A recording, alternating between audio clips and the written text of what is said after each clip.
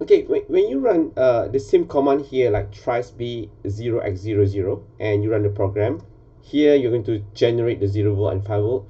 You are actually going to receive the same result as like a 0 just now.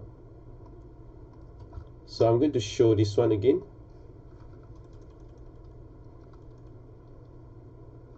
Which is equivalent to 0 in decimal and also equivalent to 0 times 00 in hexa. So this is the method how you can write down by using these types of binary, decimal, and hexa. It's still correct, but you just want to make sure that you are going to refer to the right pin. That's why I always prefer to show the method how to use this one, because you know that which reference that you are actually referring to when you are setting up. Because if you use this method or this method, you are going to look at how you have to convert back to binary. For example, like this. Let me check this one. Let's go for this one. If I write down this one, not 00, right? This one is going to be 1111, 1111. All right. So right now, first 4 pins is going to be the output as your choice B, and the last 4 pins is going to be your output input. Sorry. So in terms of decimal, all right, you are not going to write down like this. You are going to write down like this. So go back to your this one, base 3 in binary, right? Binary here, you are going to have 0000 for 1111, and this is binary number, convert to decimal. So this is going to be your 15. All right, so let's look at this one. This is going to be a tries B 15 in decimal. And for the case of hexa, of course, it's quite simple. 0. This is all 4 is going to be 0. This is all 1 going to be F. Remember that this is the conversion. When we are going to convert hexa to binary, is going to have 4 digits here like this. So it's the same thing. Let's try to look at the command here. Let's go for the first one. 0B 0000 1111. And then if you are going to have the first 4 pins as the output, so of course you cannot generate out the generate. You cannot generate 5 volt from there because it's actually an input. So you're just going to have 0 here, right? Just to make sure that there's nothing there, right? So you're going to run this one project and run this one, and then you can just run back the command here.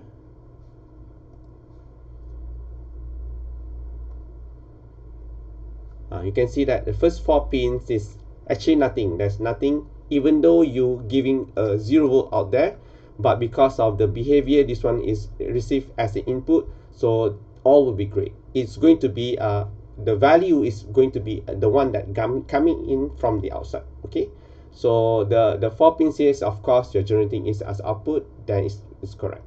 So right now, let's try this command again by using tries B in hexa. Tries B is equivalent to, let's go for decimal first. So decimal is 15, semicolon. Let's put down all the thing, and we can just comment out one by one. 0x 0f. So all of these commands are the same. So we're just going to remove the first 2. Here you can comment out.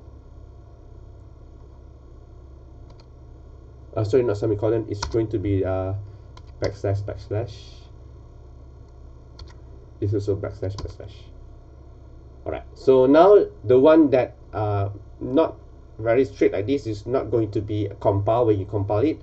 So just run this one project and build again. Alright, there's no problem. And looks whether we got the same results or not. Check this one. So this is the same result. So do the last one for the hexa value. So sorry, this is going to be comment out, this is going to be comment out, and this is going to be removed. And you're going to use this one as 0 times 0f and then compile this one, build. Okay, and then you can run again.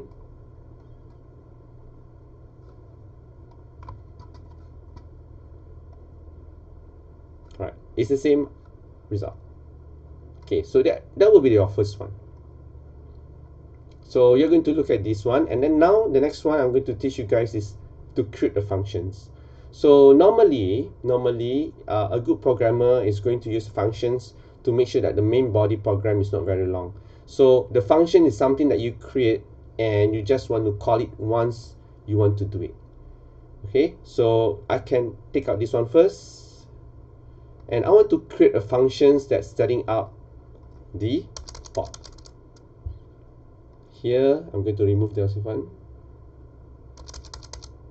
Right, so you can create the functions on top of your void main here. For example, if you want to create a function which has no return value, just execution, so you just have to write again the void function name and what would be the name. So for example, in this program I want to put is initialize main, which is I want to initialize the setting. Alright, so you have to have this again, the bracket close and open, and of course later you must have the curly bracket open and curly bracket down, close this one. So you already have a functions. Here is your functions you can call in your body here. So for example, right now I want to call this body. Alright, so just use init main and then bracket semicolon, which is you are going to execute this one while you're running this one. For example, here I just want to go again the setting up for the setting up here. For example, now I'm going to put this one. So this is your setup. So later I can use the same command here, put here. So let's just run this one project, build this one. You have no problem here. So let's look at the result, whether it's still correct or not.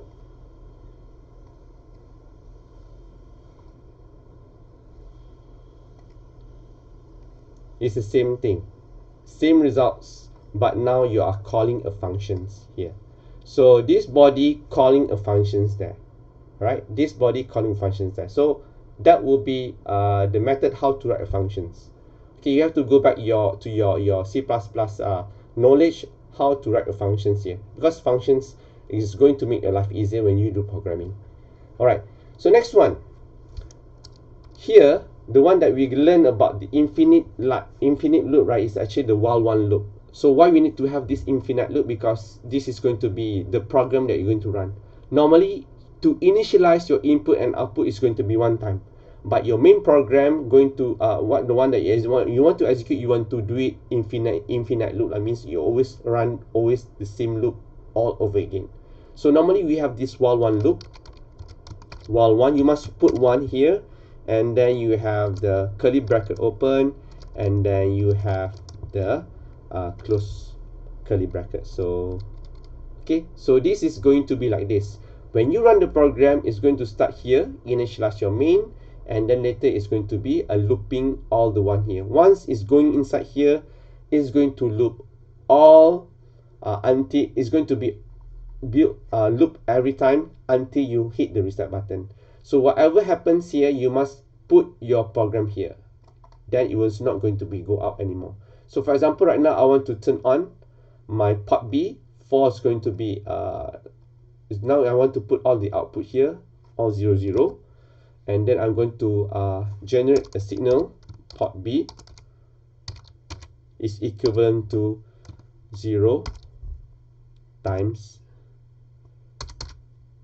0f. So the meaning will be like this, same one, 0b 0 0 0 0 1 1 1 1. It's the same thing, eh?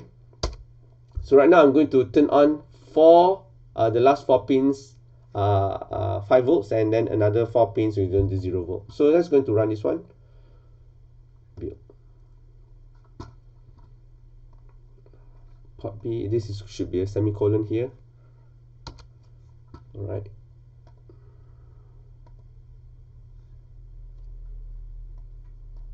Invalid expressions. port B is equivalent. This is going to be, there's nothing here. This is not, this is going to be a curly bracket, sorry.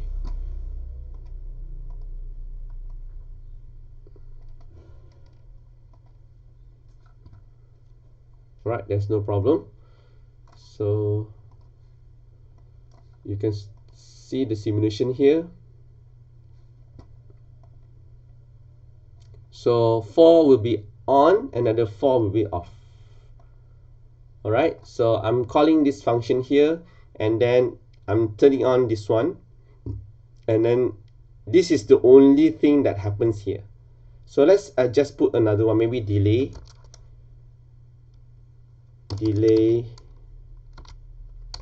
underscore ms 1000 is equivalent to 1 seconds, and then I'm going to turn off the port B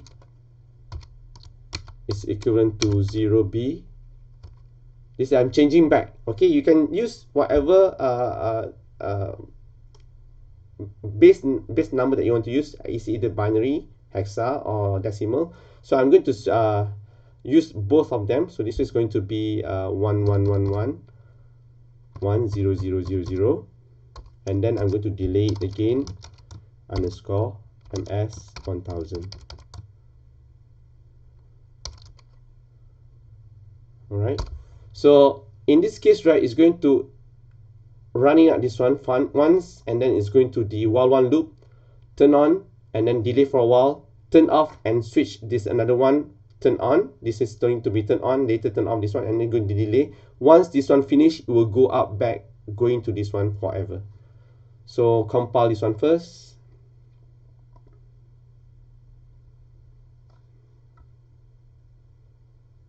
All right.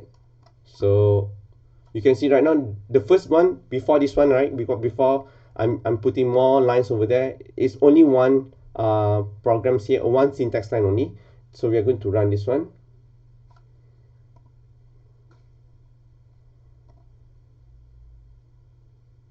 So now you can see that it's blinking every 1 second, right? So it's on and off based on this one. So this is the infinite loop, and this is how you're going to write your program by using delay or on the numbers, hexa, decimal, all those things.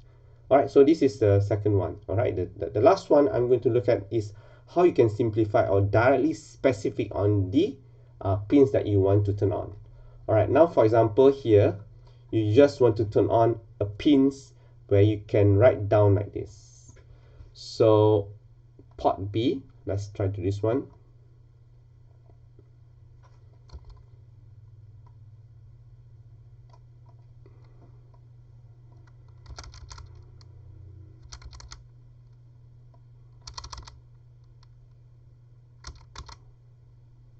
Okay, so when you write down dot here, you can go for a drop up over here, but the thing is you want to just use directly what pins that you are referring to. So for example, that I want to turn on a pins in port B, pin number 4. So you can just write down 4 here, F and 4. Okay, is equivalent to 1. Let's try to look at the functions here. Okay, so it's going to be 1. Only specific one, right? Is it correct?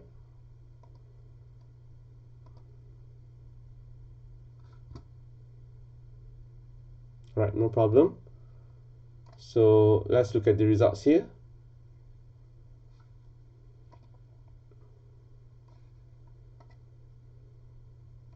Only pin 4 is going to be turned on accordingly to the code here. This is F4 dot, because you are referring, this is the method how you want to specify one pins from the port. Okay, you're going to look at this command majority in your example later, but you just need to understand one by one how it works. So you can change to, maybe you want to go to for pin 7, right? So you just can stop this one and then change this one to F7. Right, so you can just compile this one again. and then run this one.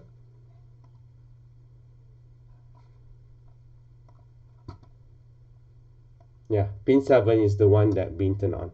So it depends on how it works. So when I give you a program, you have to understand what the programs is doing, and especially about the functions and how the numbers is being used. All right, thank you very much for the lectures. So we are going to have to understand. Thank you very much for this. We are going to answer some of the quiz at the back. Thank you very much.